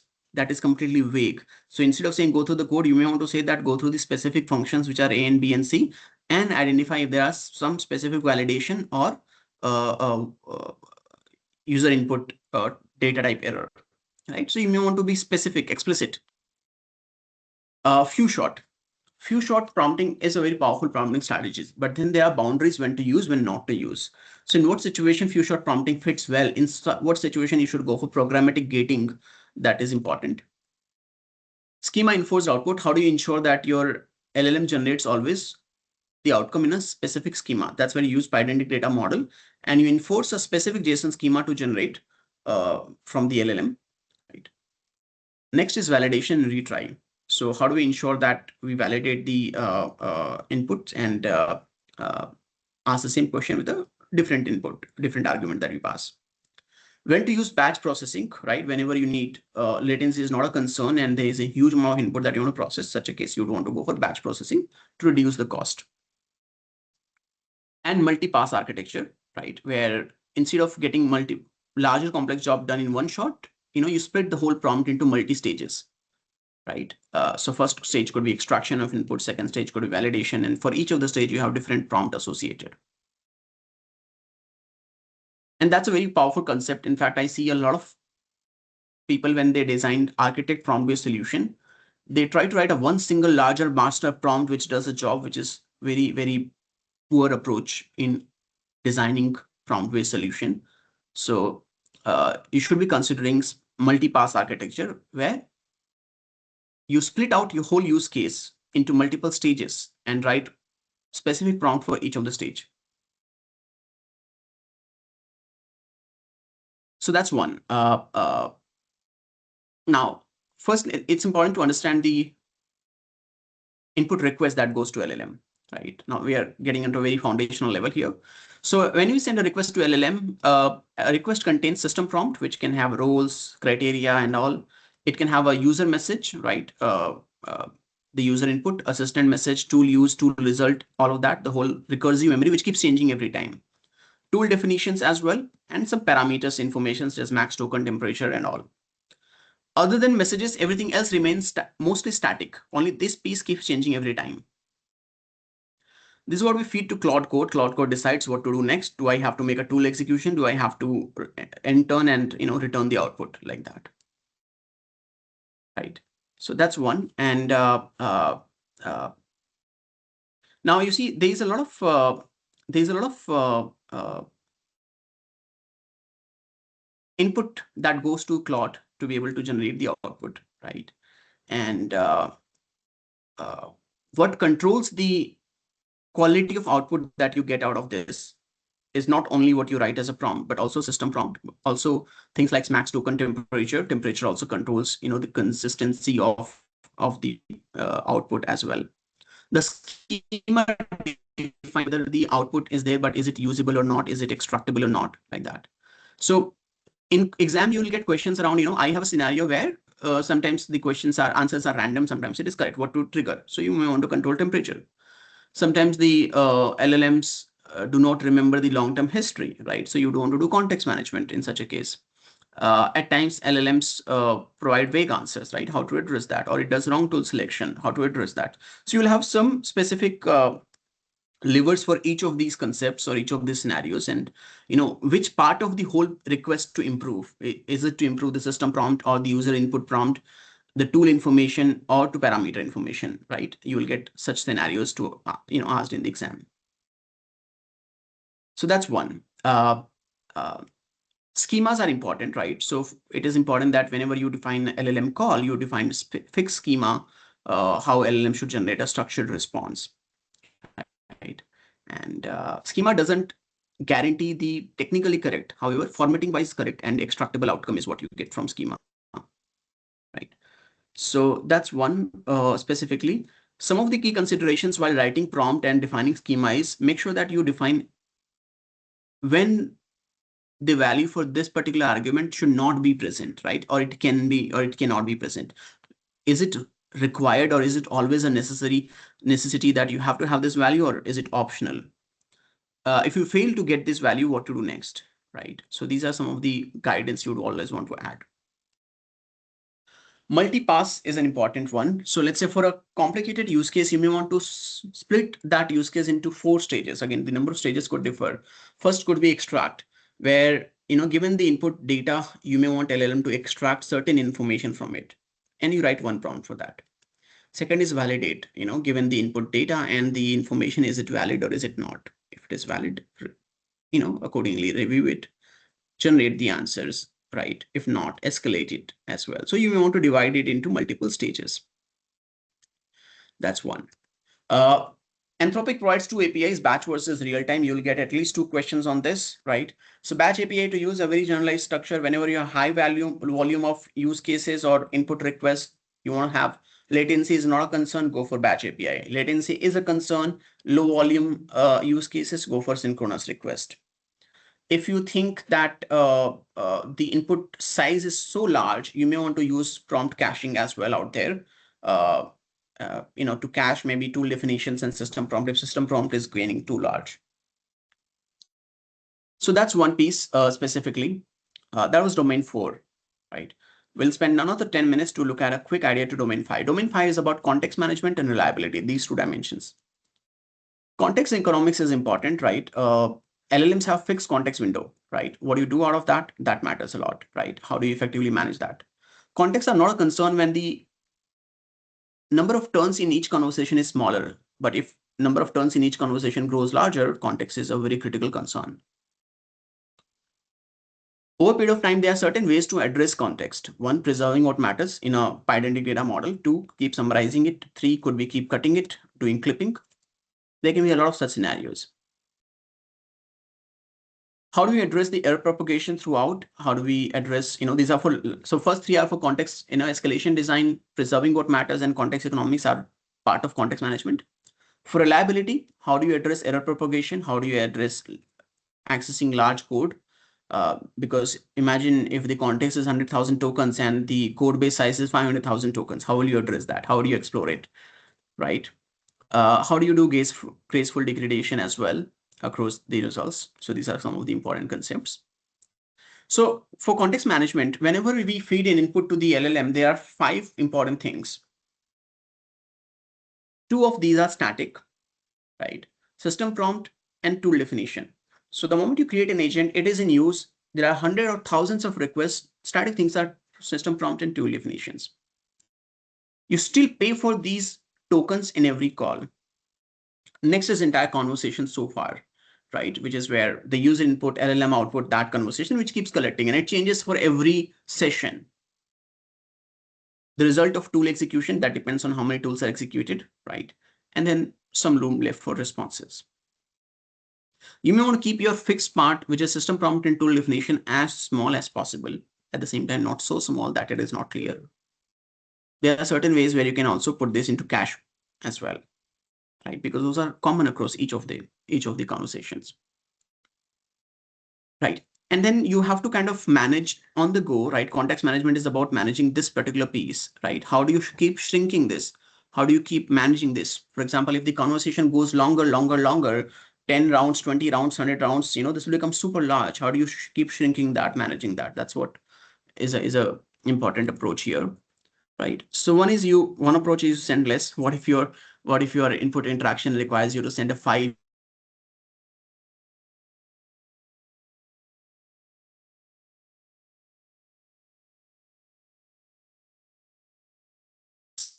How do you send less? Sorry, looks like there's a network challenge. So one is send less. How do you send less is where I hope my slide is visible. I hope I'm audible as well. Yeah, thank you. So how do you send less is one approach could be, let's say you have a specific context. After that, you use a data model. In pygenetic data model, 20, 30, 40 keys, and you extract values input into those keys. So instead of sending a 20-page summary or 30-page book, you are sending a one JSON with 20 or 30 key values into that JSON, right? So that's where you have only key information that is to be fed. So that's one. Send less, right? So I'll read again. Send less is more about imagine if in the first turn there's a 20-page PDF or 30-page PDF that is shared by user, or else there is a 30-page PDF generated by the LLM on the request of user. In the subsequent turn, you have to feed the whole thing again. How do you address that situation, right? How do you address that scenario where you have a larger prompt, right, or larger input context? So one option is send less. Either you trim it, either you summarize it, or else you use pygenetic data model to extract specific information and put that into data models. Instead of sending a 20-page document, you extract 20 or 30 key and value pairs and put that into JSON and only send that, right? By adding an intermediate step. So that's one way, right? So there are multiple ways of sending less. As I mentioned, one is summarization, the other is extraction, the other is clipping.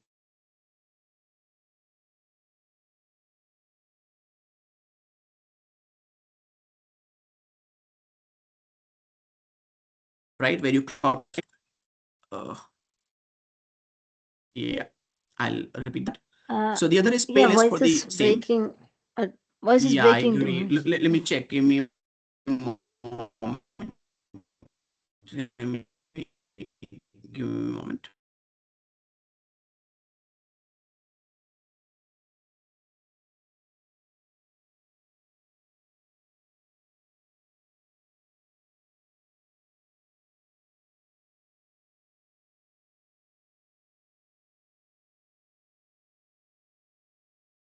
Yeah, so I should be audible better now, right? Let's go, right? And let me know if that goes better. Right, so one we discussed that is send less, the other is pay less for the same, right? There are certain prefixes or certain components of the whole prompt, such as system prompt and tool definition, which are static across multiple requests, right? So by storing these into cache, right, we can get less priced, and it also reduces the latency as well. Third is keep it elsewhere, right? Keep it on certain artifact file, maybe some specific information, we keep one file being maintained. It's like taking notes. Think of it like when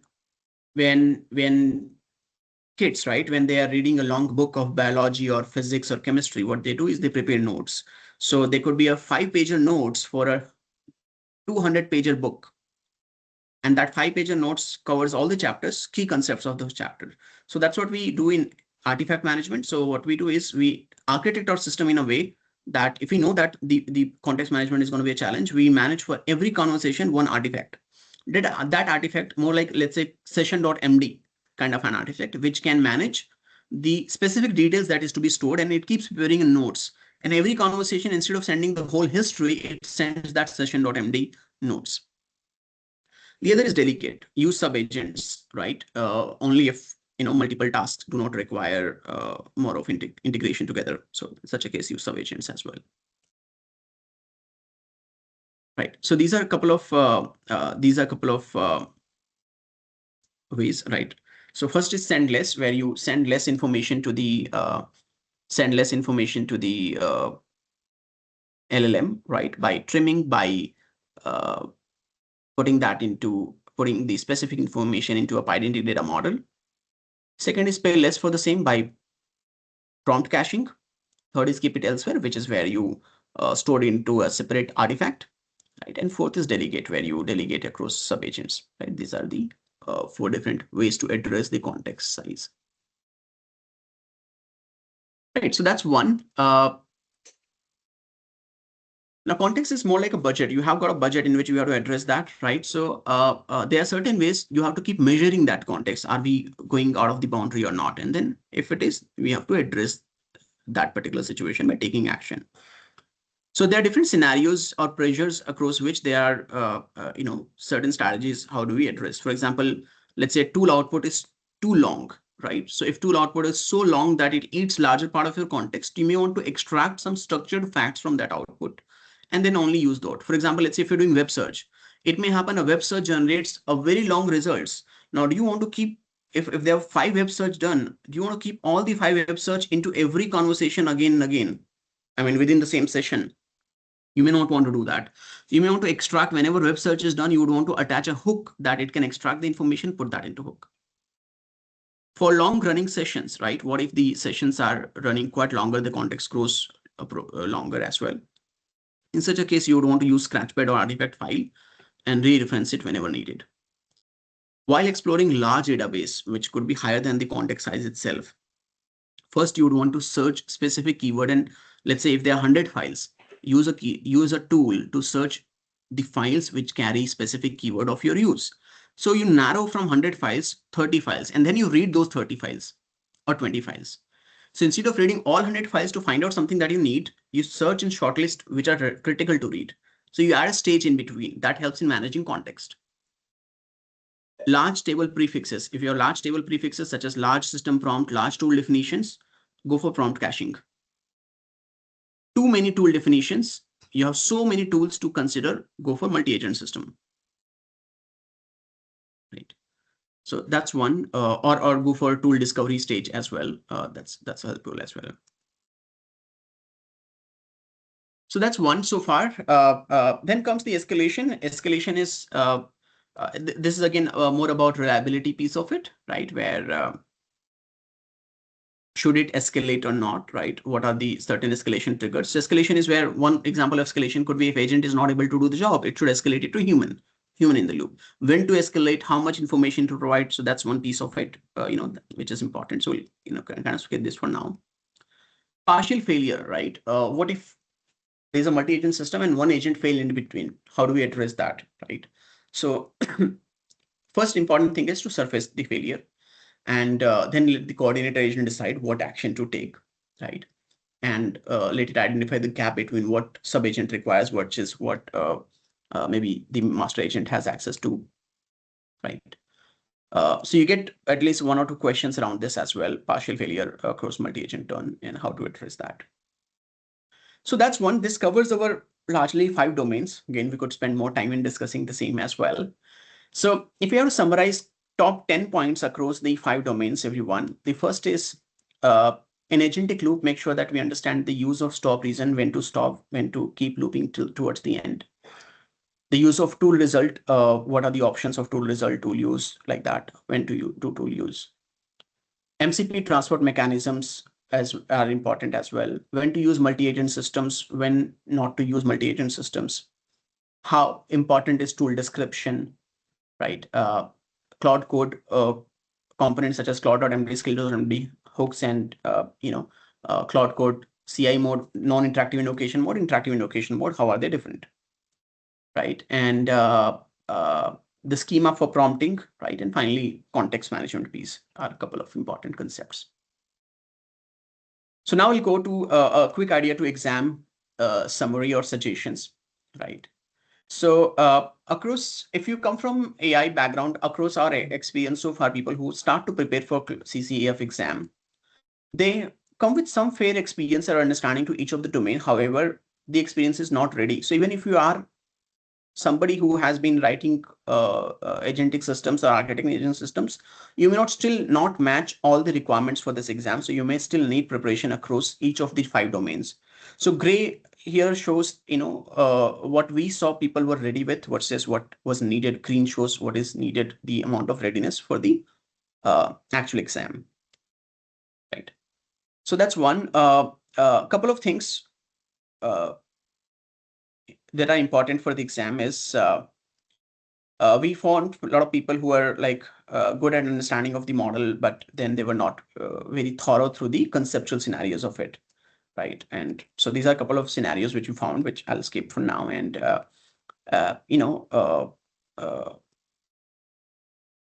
we'll shift to the starting points, right? So first you have to identify where you are if you want to prepare for CCF exam. So you could be a builder who builds or ships Claude applications or uses Anthropic SDK on a day-to-day basis. You could be an architect from Google Cloud, Azure, AWS. So you know the universal concepts of agentic solutions and you don't know the Anthropic specific things. You could also be somebody who writes prompts so far, who is good at prompting, high level understanding to Claude, but hasn't built anything specifically.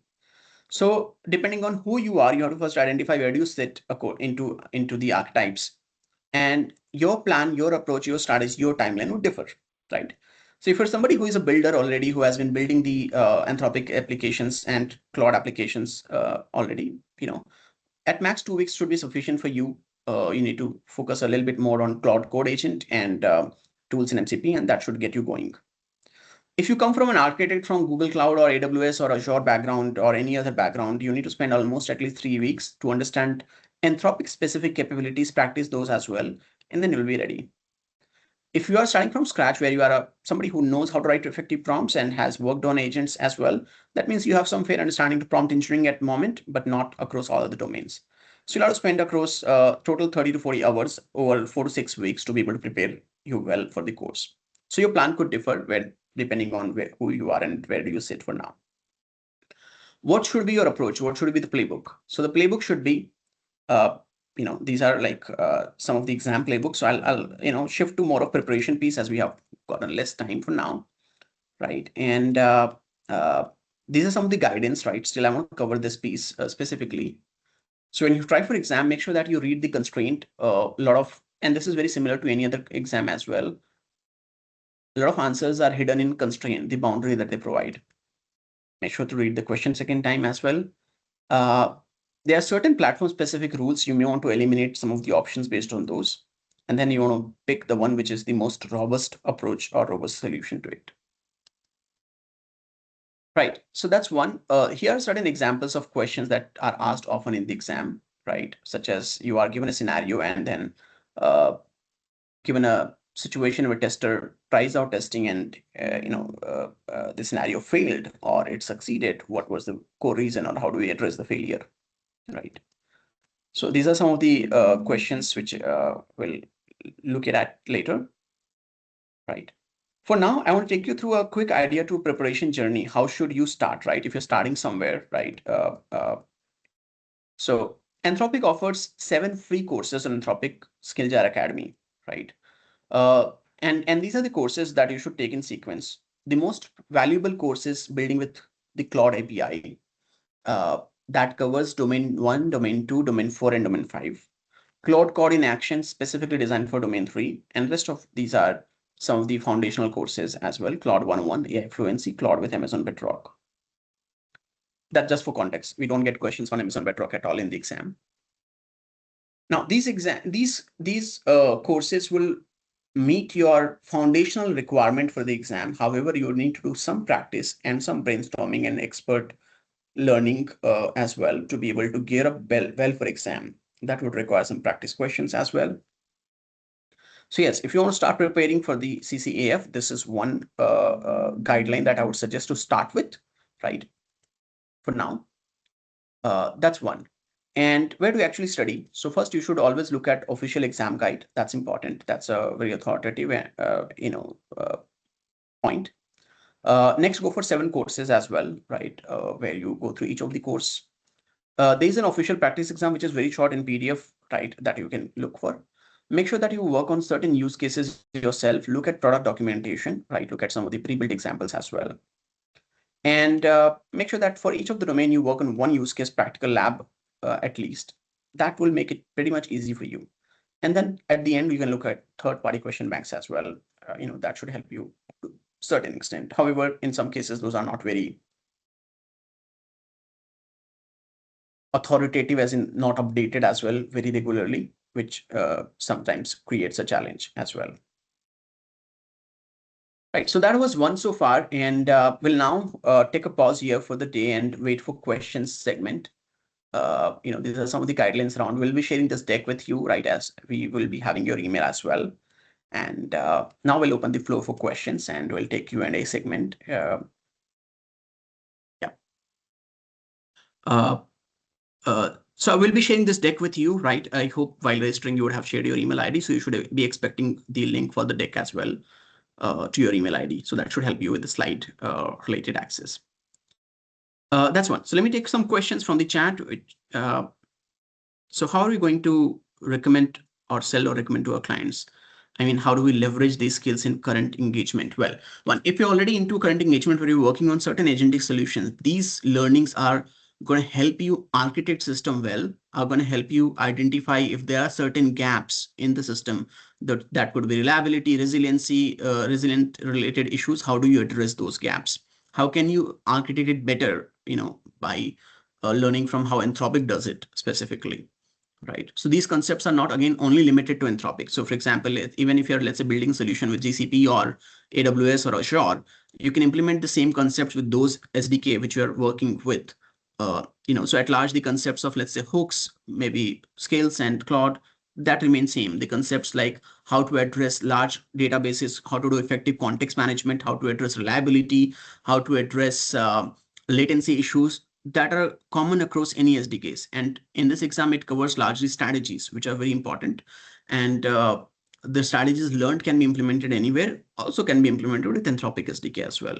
So that way, this exam or this particular program sort of empowers you to do better at what you're doing already, even if you're using Anthropic SDK or not.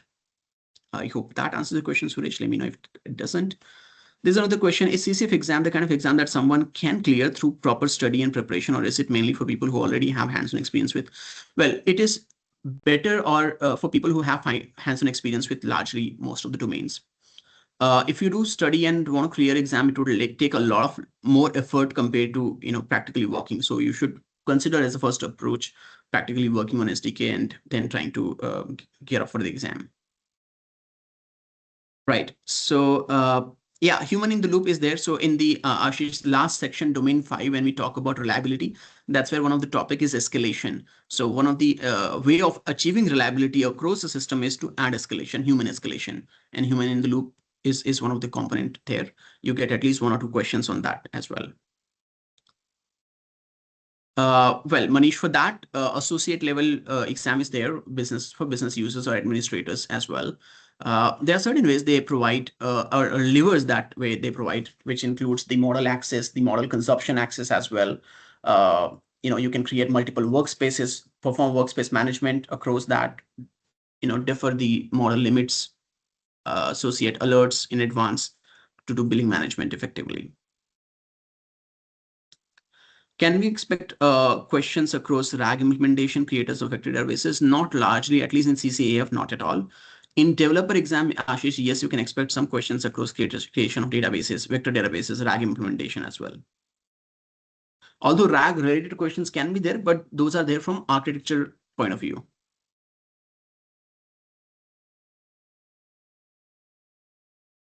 Pretty much, yes. Those who are developing agent systems are the one who create MCP servers and tools, Ashish. You're right with that. Well, so I hope this answers all of your questions. In case if I missed anything, everyone, please make sure that you put that up here. I'm also going to go ahead and look at a Q&A section if there is anything that I can address. What are prerequisite skills to become CCA-F? Well, a quick answer would be you need to know the foundations of agents. You need to be somebody who has been building agentic solutions, right? And so yeah, fair experience with AI, LLMs, Pythonic programming are some of the very basic prerequisites.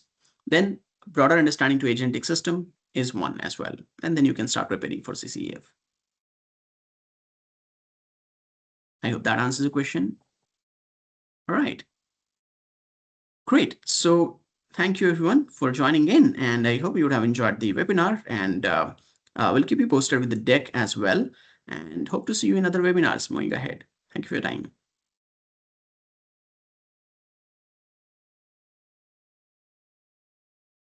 Thank you. Thanks, everyone. Thank you, everyone. Thank you. Thank you. Thank you. Thank you.